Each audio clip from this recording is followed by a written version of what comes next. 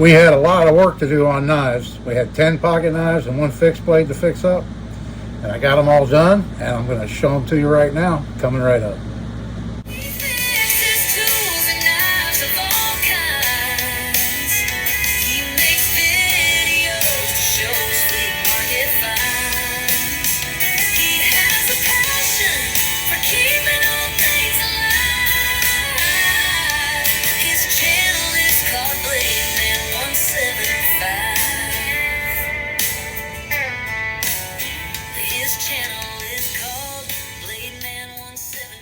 Hello everybody, and thanks for coming back for another video. This is Dave. Glad you're with me. So I got these pocket knives done. It was a lot of work. There was 10 of them. A few of them didn't need really hardly any work at all. And then that fixed blade, which took quite a bit of work. But I got them all done, and I'll jump right in and show them to you. So first off, we've got this one. I don't have a before picture because there's really not much to see on it. The handle scales are a little bit scratched up, but I didn't worry about it. Chinese multi-tool knife. I just cleaned it a little bit and put some oil on it, and so we're calling that one done. Put it off to the side here, and then next up, this one here, I just cleaned it up a little bit. This is the Smith & Wesson Hostage Rescue Team, the HRT. That's what that stands for. It's a liner lock, has a kind of a built-in guard when you open it up. I kind of like that. And I think these were made with some pretty good steel. And so I just cleaned this up a little bit. And there's that one. Next up, another one that I didn't really do too much to, and that picture's right here. And this is the Milwaukee knife. And it was very, very filthy, if you can see in the picture. It's a button lock. And you push the button to open it, and then it's a liner lock. And the blade's really scratched up, but I'm not going to worry about it. Essentially, this is a $10 to $15 knife, so wasn't going to put a whole lot of time in it, but I did clean it up quite a bit. Got all that grime it had on it off, you know. And then next up, we have the Uncle Henry right here. And other than having really scratched up blades, and it still has scratched up blades, but otherwise, overall, it's in pretty nice shape. It cleaned up very well. There was a little bit of rust on this one, on some of the blades. They are stainless steel blades, but so yeah, this is the 834 Uncle Henry, the 834 UH. Still quite a few scratches on the blades from sharpening, but overall it cleaned up very nice. So there's that one.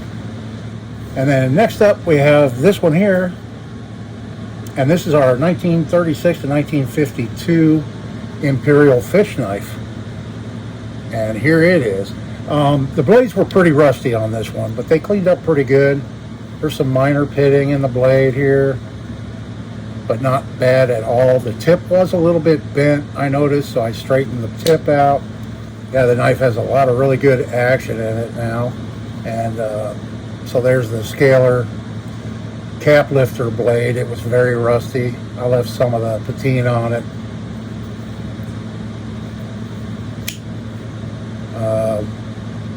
The plastic handle coverings are a little bit shrunk up on this one, but overall not in bad shape at all. Nice little fish knife here. This one is 4 1/4 long. It's a smaller size fish knife. Okay, and then we're moving along to this knife here. And here's how it turned out. The plastic coverings on the handles were coming off, so I opted to just paint it. I painted it with some black enamel, and it has kind of a satin finish to it.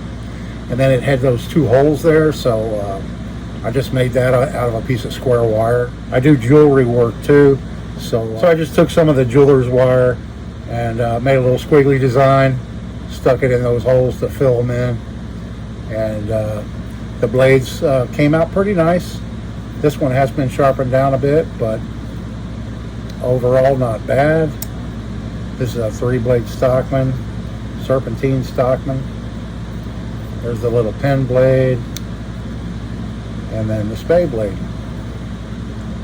right there. So I have to do some edge work on this one. I haven't touched the edges yet, but there's that little guy. And again, we're working our way up into the ones that required more work. This next one here, right here, another Imperial, and this is the 56 to 88. So this one had these really nasty looking handle coverings. Looked pretty poor. So we recovered it, and here it is. This one did have the original bail, surprisingly. Most of them are missing the bails that I find. This one, I had trouble opening the blades yesterday, but I soaked it in some rust remover, and I left some of that patina that the rust remover leaves, that black oxide, rather than the red oxide, which is rust. The black oxide, the rust remover leaves on it. So I left that patina on there to help preserve the blades. And here we have the punch blade all. And I think it was the can opener I couldn't get open, or the other one. But here it is now.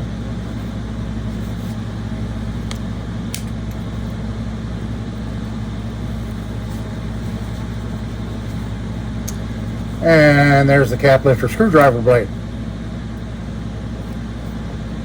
Cleaned up pretty nice. Yeah, so this one here I just had to cut out with an X-Acto knife. And then I have a small hole punch that I punched out for those little fake pins to put that one on. So not quite as straightforward to put this one on, but really didn't take that much time at all. So there's that one. I thought it cleaned up very nice. And then we have this knife right here, and this is our 1936-37 Hammer brand. And this one took quite a bit more work, but here's how it turned out. I opted to go with 3 different vinyls on this one, make it kind of 3-tone. And I didn't even notice on the badge because it was so rusty, but it actually does say Scout on there, but it's kind of hard to make out now. And I did make a bail for this one, and this is another coat hanger bail. Yeah, this bail I just made out of a coat hanger. And this was the one I had to take apart and replace the blade right here.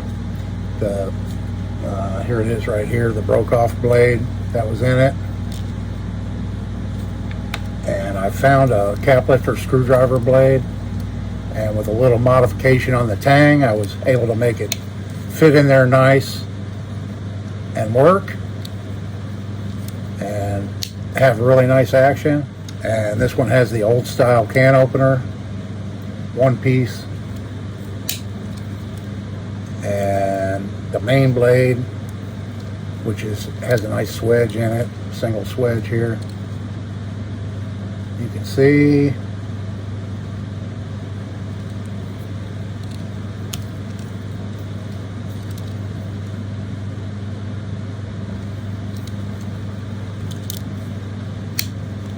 And then here's the all punch blade.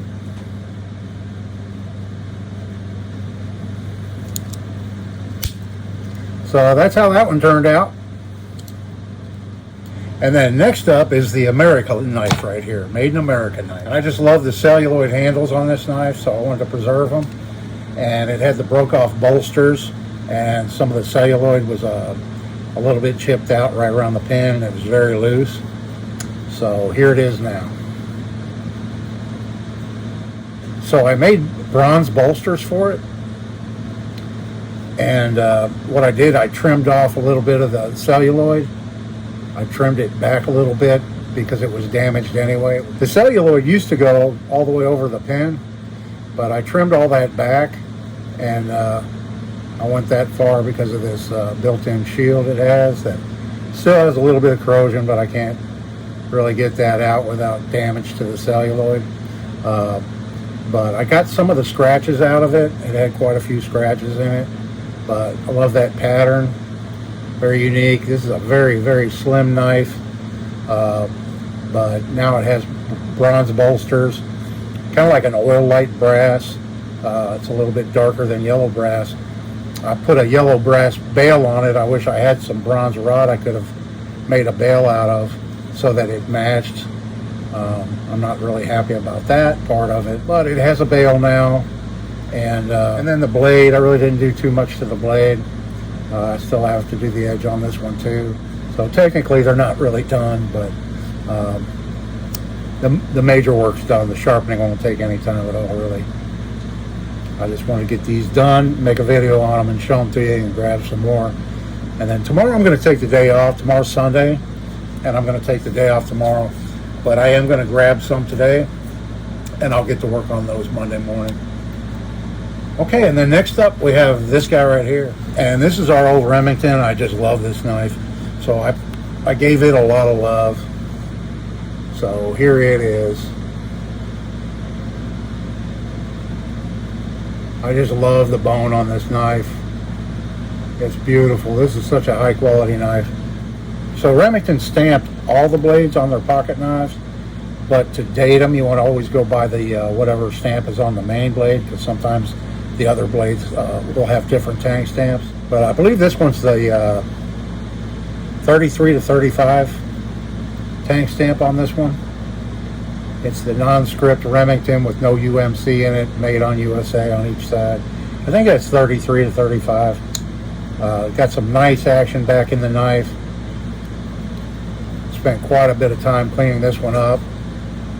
There again, I have to do the edge work yet, but really nice snap in all three blades.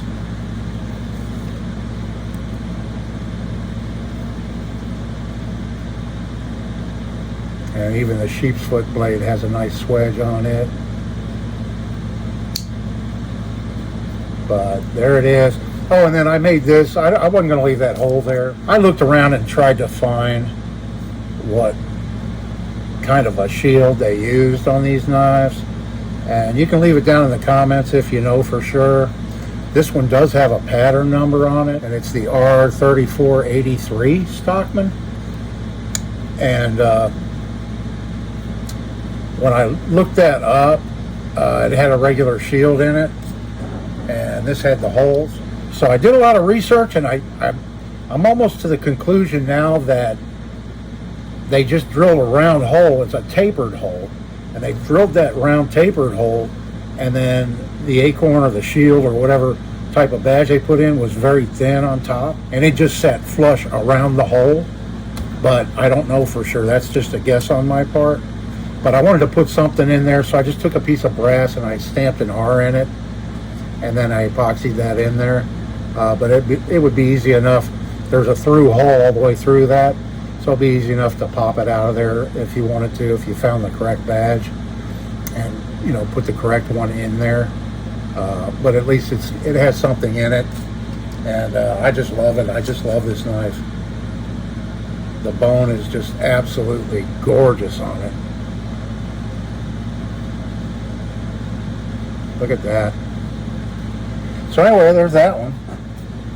And then last up to show you, and then we'll grab some more, is this guy right here. And this is a Remington. It's actually during the DuPont era, when DuPont took over Remington, when they got controlling interest. And they got controlling interest, I believe, in 1933. So this knife is from probably 1933 to 1939. And here's how it turned out. A lot of pits in it. Still has some dings and stuff in the pommel and everything.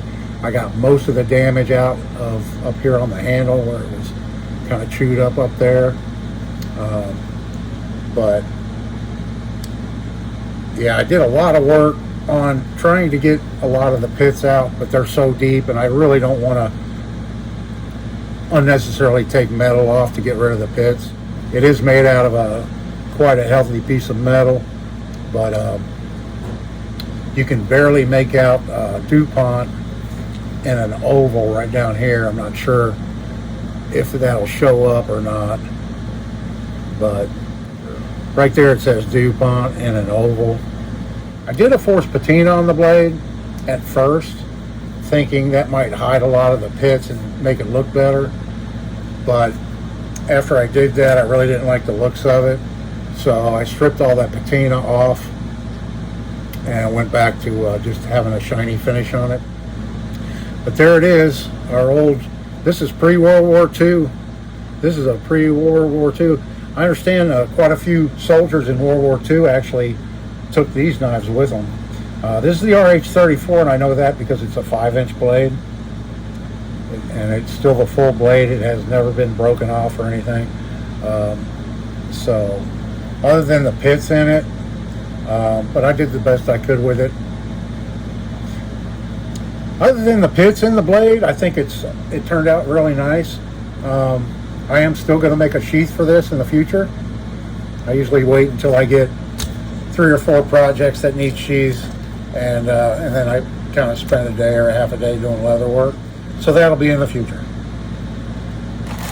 All right, let's grab the bag, reach in, grab another handful here, and see what we get today. There we have them, right there. Oh my gosh, is that a sign you have too many knives when you're buying knives that you already have that you didn't know you had? That might be a sign. Okay, we grabbed 1, 2, 3, 4, 5, 6 pocket knives. Let's reach in here and grab a fixed blade.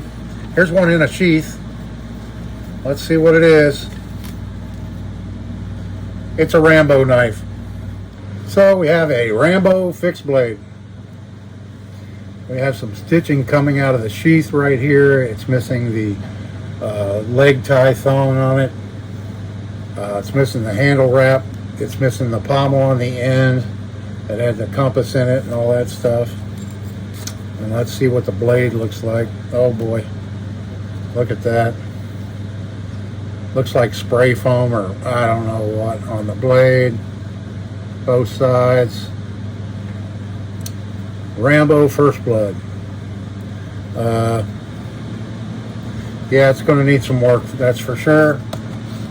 So we'll get this one cleaned up and see how it turns out. And then pocket knives. Well, I wouldn't consider this really a pocket knife. That'd be kind of bulky in your pocket.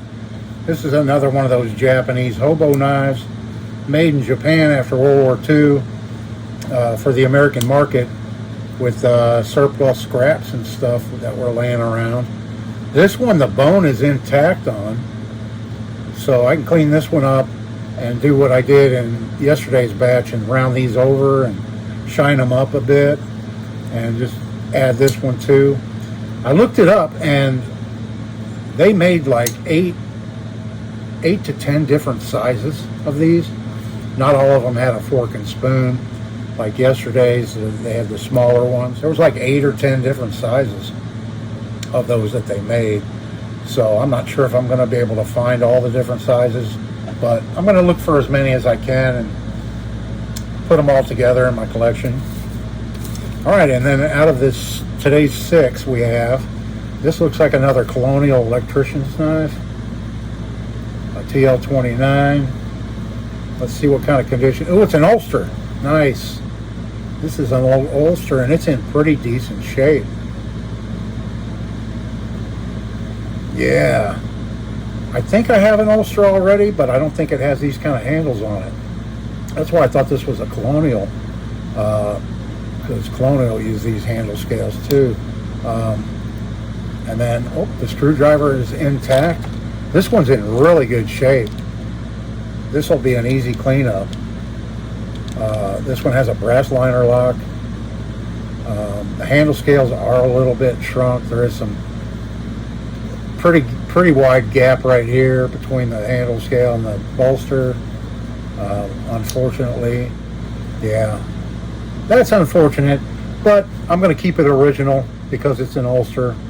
I'll just clean it up and preserve it and shine it up and make it look better. All right, next up we've got this little guy right here with a lanyard hole. It's a little Winchester lockback, made in China. No play in the blade at all. Stainless steel handle. It's locking up very well. Has a half stop. Good action in it. Good blade alignment. Full blade. Hasn't lost its tip. So that's nice. Yeah, so next up we have this one right here. This is a very unique knife. And it's etched on the blade lag wheel. So it's a French knife. 440 stainless steel. A little dirty. There's the etching. I think I'll be able to preserve the etching on this one. It looks like just a little bit of light dirt and stuff on it. I'll be able to clean that off without damaging the etching on the blade on this one. And it has a corkscrew, so I should have known it was French. They love their wine over there. Yeah, it's not a super high quality knife. Blade alignment isn't very good right there, you can see. Let's see, the corkscrew, yeah, it opens up nice, easy. Has some fancy work on the spring and even on the corkscrew. It's just missing this piece of wood right here. So I can't leave it like that. We'll see what we can come up with to either repair that or replace these scales, which they're pinned on, so I'm going to have to take the whole knife apart. But we'll see what we can do with this one. So then next up we have this little knife right here, a little Imperial, little two-bladed serpentine jack. It's the 56 to 88 Imperial, and looky there, somebody's been really grinding away on that edge. Both sides. I took it on a grinder or whatever. I don't think it's too terribly deep. I should be able to get most of that out. No problem. Overall, it's not too bad. The handle scale coverings are in pretty bad shape. They're a little bit chewed up and discolored and everything. Pretty nice action in the little knife. The pen blade, it's pretty rusty here, you can see. But overall, it hasn't been over sharpened or anything on this one. It's just the handle coverings are in poor shape on this one, and the blades need a little cleanup. Overall, that one will be really nice when it's done. And then last up out of today's pick, and then I'll let you go, a Forestmaster camp knife. It's like a Camp King.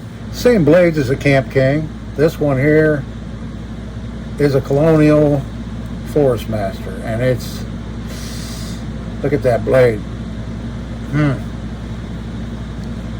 That blade needs a little bit of work. And the awl blade is bent. Look at that. See how bent it is? It's preventing this blade from closing. It's bent so bad. Somebody was prying with it.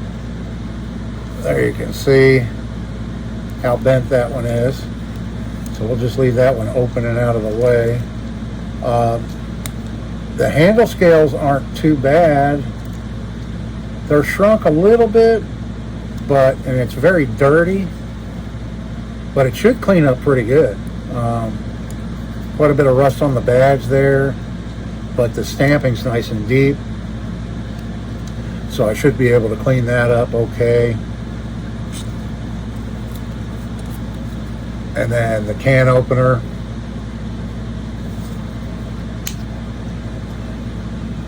and then this blade's okay too. I'm not going to open it right now, but it looks like it's intact and okay. So we'll get this one cleaned up and straightened up.